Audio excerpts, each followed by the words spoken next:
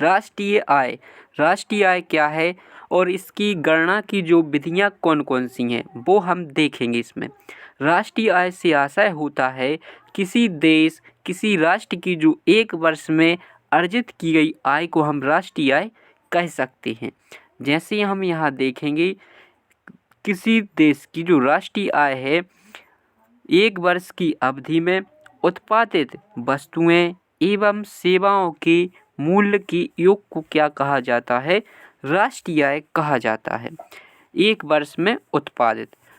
अब देखना है राष्ट्रीय आय की जो गणना है वो हम निम्न विधियों के द्वारा की जाती है। जैसे सबसे पहले देखेंगे, जो पहली विधि है उत्पादन गणना विधि। कौन सी है? उत्पादन गणना विधि।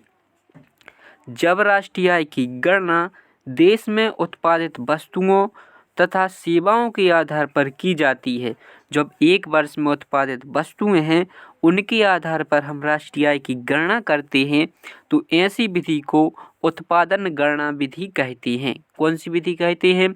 उत्पादन गणना विधि कहते हैं। अगली जो विधि है उसका नाम है आय गणना विधि। आय गणना विधि जैसा कि नाम से ही स्पष्ट हो रहा है, जब राष्ट्रीय आय की गणना राष्ट्र के लोगों की एक वर्ष में जो आय के आधार पर की जाती है उसे हम क्या कहते हैं? आय गणना विधि। एक वर्ष में जो लोगों से प्राप्त आय है उसके आधार पर करें तो वह कौन सी विधि हो जाएगी? आय गणना विधि। अगला देखिए, हम जो अगली विधि का नाम है व्यय गणना विधि। जब राष्ट्रीय आय की गणना है लोगों द्वारा किए गए व्यय के आधार पर, खर्च के आधार पर करें, व्यय के आधार पर करें, तो ऐसी विधि को हम कौन सी गणना विधि कहते हैं? व्यय गणना विधि।